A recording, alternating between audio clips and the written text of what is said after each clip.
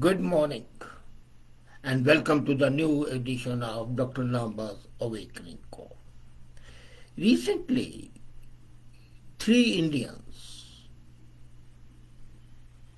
came into prominence. One was an Indian, once again became CEO, and then the two Kiwi cricketers belonging to India showed that immigration from India has increased in quality, not only in quantity. In quantity, of course, it is there, but in quality, it has increased.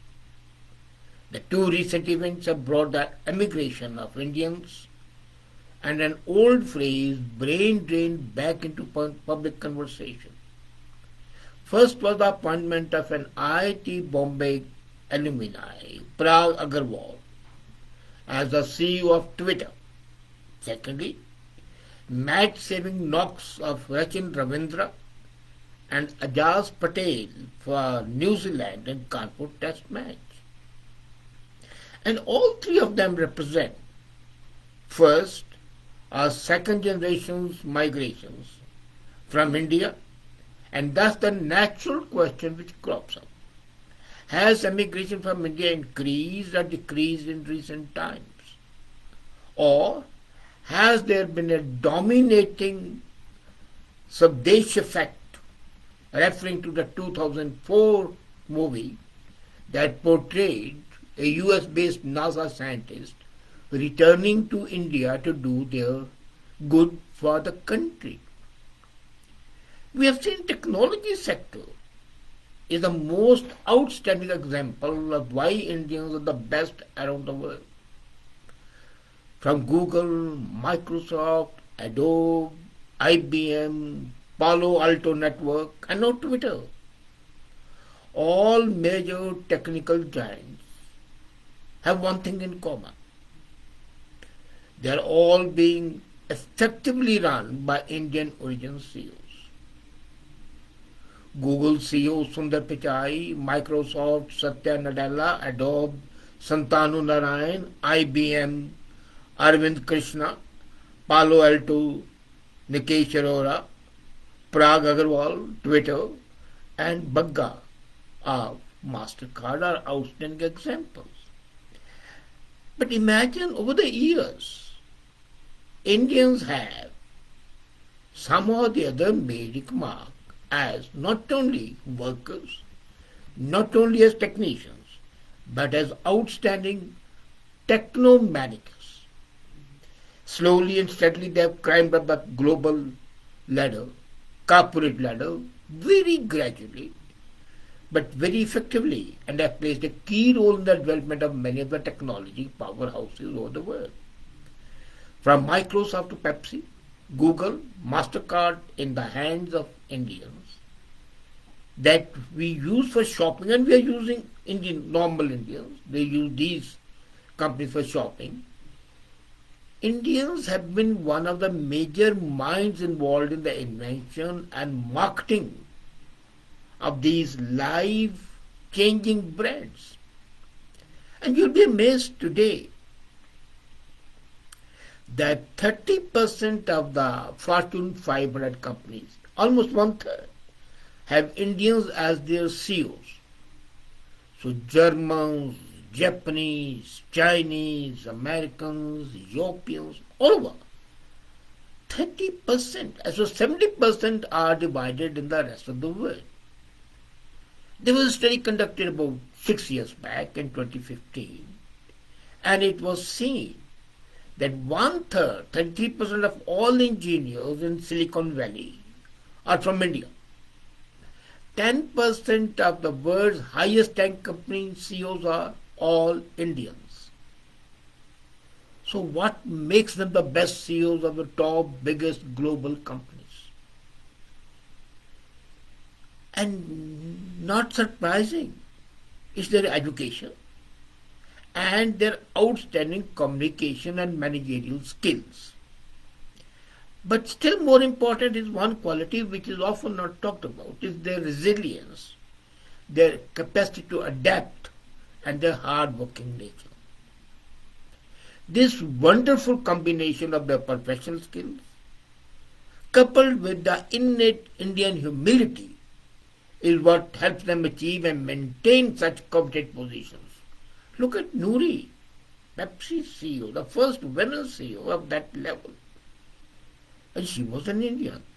Look at Dr. Geeta, now Deputy Managing Director, rather first Deputy Managing Director of IMF. So there are many reasons for the Indian CEO keeps coming to the rescue of the companies. I don't see that when the companies appoint these Indians as CEOs, they are not doing a favor. No. As a matter of fact, Indians are doing favor to these companies by taking over. And if you look at the social media, news report, online searching, you would find that a growing number of global CEOs of origin, as I said, Odeo, Alphabet, Microsoft, Nokia, Deloitte, where my son is a director, Novartis, MasterCard, Diageo, Mayfair, Micron, Network, Harman International Universe Industries, name it. And they are Indians. And then Pepsi, I forgot to mention that. So to be sure, there is a risk of reading into one man's success as a case of Indian exceptionalism, which I just do not believe. It's not an exceptionalism, it's a routine. A series of external factors have contributed to the rise of the Indian CEOs. And when the other day one friend on Facebook wanted me to talk about it, Prashant, I said, okay, I'll take it up. And then I studied, ruminating. I studied, I ruminated, I thought, I contemplated, why is it? The first thing that came to my mind was that Indians are by nature very adaptable. They go in any country and they adapt to the conventions, to the systems in an amazing manner. They may not look like the original inhabitants, but they think like them and think ahead of them. This adaptability and the resilience to take over the challenge is the major contributory factor. Incidentally, that's also good for the home country, because India's soft power is increasing a lot. So a series of the external factors, apart from these psychological factors, has contributed to the rise of the Indian CEOs. And that says more about the corporate Americans, the globalized workplace, technological disruption and leaders. As I said, in a globalized workplace today, the soft power by the Indians is bringing about a change in the corporate American thinking. And some of the factors apply to all of them. The least common factor that denotes these CEOs. First is acceptance of change and uncertainty. As I said, they are adaptable. They accept the change. They don't fight the change, they go with the stream. Every company today is grappling with some form of disruption. Now picture India, a country of more than 1.3 billion people, dozens of languages, uneven infrastructure, and the people coming from them are by nature attuned to acceptance of change and uncertainty. At every turn in India, uncertainty, including the availability of, say, water, whether you turn the tap on, would water come or not? You have brushed your teeth and you have got to wash them, and water may not be there. So this breeds an acceptance of forces beyond our control, capacity to face disruption, and need to persevere despite them. And what's the end result? It allows innovation and patience, what Indians call jugaad, and dheeraj. So innovation and patience, they are coexistent in a corporate bureaucracy. So resilience, patience, innovation. Hallmark of the Indian character. Second is, they are able to see round the corner. Their vision is not linear. They have helicopter. They see around the corners, hidden corners. They have ability to predict what's shaping our marketplace. And it's not only these global CEOs. An average Indian also is able to visualize the necessary traits which are required. A farmer going to the field knows by the way wind is blowing, by the way the birds are chirping, that whether it's going to rain or not.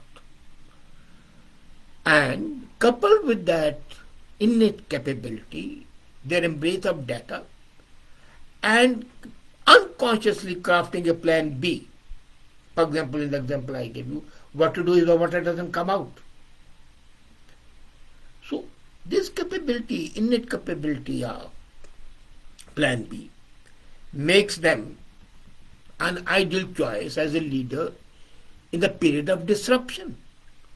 Consider the future of malls as articulated by a real estate veteran, Mathrani. I remember Mathrani, he said in an interview, yes, you sort of sit back and say, okay, if there are 1,000 malls in the country, where do I see the country going long term? If that number is 800, then what percentage of 800 do you want to own? So it becomes straightforward to them that the better malls will continue to do better and the lower quality malls in time would deteriorate. This concept of Mathrani, which he expounded, is adopted very naturally by the Indians. So this might not seem revolutionary, but it's a difference from the pivot into unknown. The capacity to go into unknown. They know the market is tough. A young graduate of IIT knows that going is not going to be easy. So that capability to venture into unknown, coupled with the best strategic data and current marketplace conditions, and a vision to visualize what would be there, they are basically Indian. Then it's all about matrix. I don't want to feed the stereotypes that Indians are good at math, though they are, barring me, of course. They are very good at math. But there is another way of looking at it. When you grow up in a country of 1.3 billion people, everything boils down to odds. The odds of gaining admission in nursery school, grammar school, college, your standing and class rank within each of maximizing scores in order to advance, exam for the civil service jobs, the visa lottery to get overseas. And as a child, even I used to wonder at my friends flawlessly rattling off statistics of everything and anything in relation to their own chance of making it. Today, the role more sensibly falls under data intelligence and has landed an important part in the table, not to mention a skill required in the modern Indians. So this data intelligence is inherent in Indians. Incidentally, at least 3 of the new CEOs, yes, gender imbalance is another matrix pointing out on my list. Pichai, Arora, Krishna. They are the graduates and now Pawan, prestigious Indian Institute of Technology, where the acceptance rate is reportedly below 2%. So already they have established their credentials by getting admission. Then the education itself. Indian immigrants are among the most highly educated people in USA. And according to Pew, 77.5% hold a bachelor's degree or a higher degree, the highest share of any top region countries. The Native Americans are 31.6% and the Indians are 77.6% of the bachelor's degree. And then their education is especially strong in STEM, science, technology, engineering, mathematics. At the graduate level over the last few decades, foreign-born students in India have filled the gap of few American students. So Indians are big. And then, they have had their great education in IITs And then they go. For example, this Pawan, he is a PhD from Stanford. So then the fifth factor is they work as a family and original helicopter parents. They know that if you deal with the workers on a human level, I remember when Indra Nooyi was named CEO of Pepsi, well-wishers wished her mother in India to offer congratulations. That gave Nooyi, who stepped down 2 years back, an idea. She wrote thank you cards to the parents of the staff of Pepsi. All the staff performers, imagine the CEO of a multinational like Pepsi writing to an ordinary labor a thank you note. And she says, I'm a product of my upbringing. It occurred to me that I had never thanked the parents of my executives for the gift of their child to PepsiCo. So millennial parents are more involved in the child's career than ever before in India. And that makes those millennials obligated to thank their and express gratitude to their workers. Because if the workers don't work, the companies would not be there. And as a result, it allows them to share the trophy with others. This sharing, which is inherent in Indian character, enables them to be good CEOs. Then diversity. Here diversity has become a buzzword. But a child born in India is exposed to diversity right from the first cry. One diverse workforce, diverse leadership, diverse colleagues. And a survey by Deloitte, which is again run by an Indian CEO, found 69% of the employees who believe that senior management is diverse see that the diverse working environment is motivating and stimulating. So, born in diversity, brought up in diversity, acceptance and indulging in diversity is second nature to them. And then native American or a Canadian or a Japanese would not accept diversity as such. They may pay lip service. But the real diversity worshipping is done by Indians. That being said, the men on this list, diverse candidates who land the top jobs, are exceptions. Asians are well represented in technology companies, but severely underrepresented at the executive level. And the most research shows that Asian Americans surpass others than even the white Americans. So, as a matter of fact, what's this resulting in? It's ending the discriminatory practices, and those companies which have Indian CEOs see more diversity and less of racism and discrimination. You see, you might have seen that most Indians owe their arrival to USOs on the Immigration Nationality Act of 1965, civil rights legislation that removed the quotas. So when Indians rise through ranks, whether and how they pay forward opportunities to other represented quantities makes them stand out. Then another factor is authentic. They are basically authentic and, as I said earlier, able to adapt. This is an age of authenticity. And partly thanks to Twitter and focus on the values of character of a Krishna. In India, right from the day child is born, the stories of Ramayana and Mahabharata and Sikh gurus of dedication are told to them. Nooyi, Pepsi's, balances being an authentic leader. Excuse me.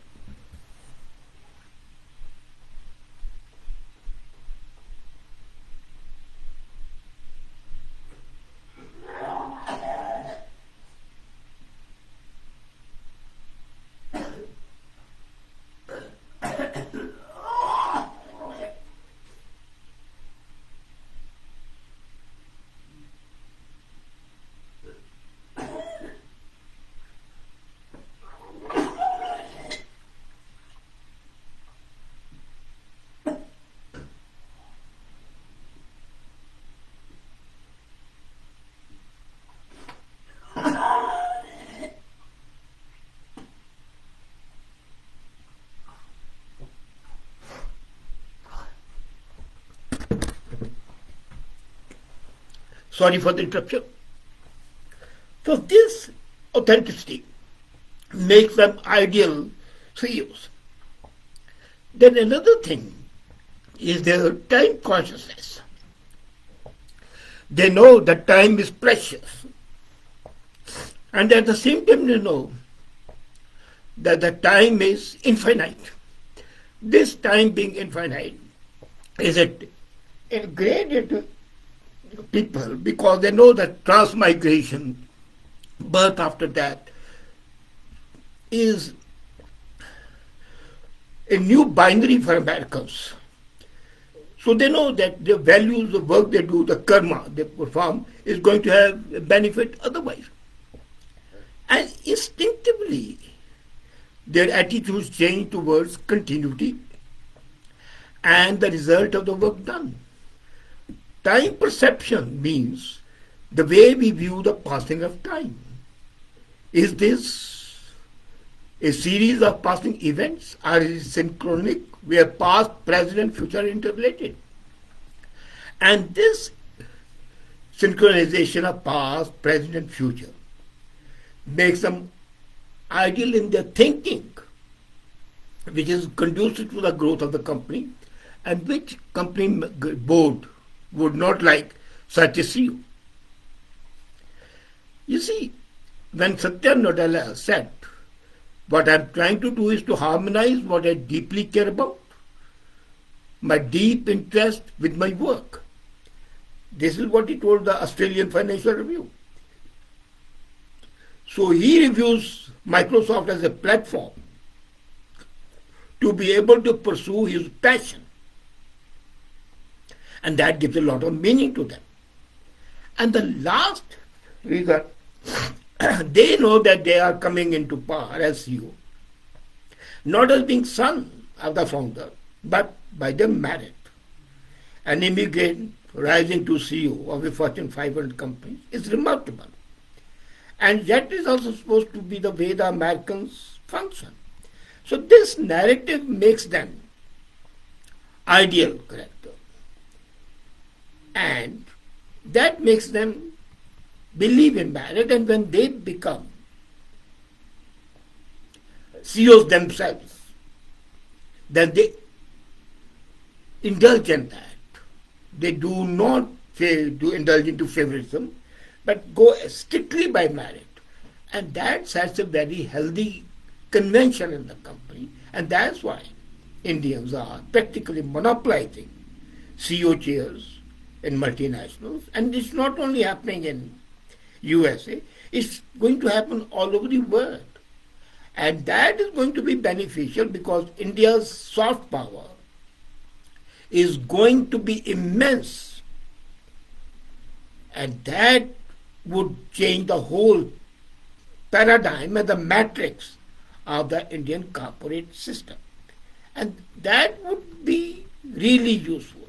The Prague, with his IIT qualification, and then with his PhD in Stanford, was ideal.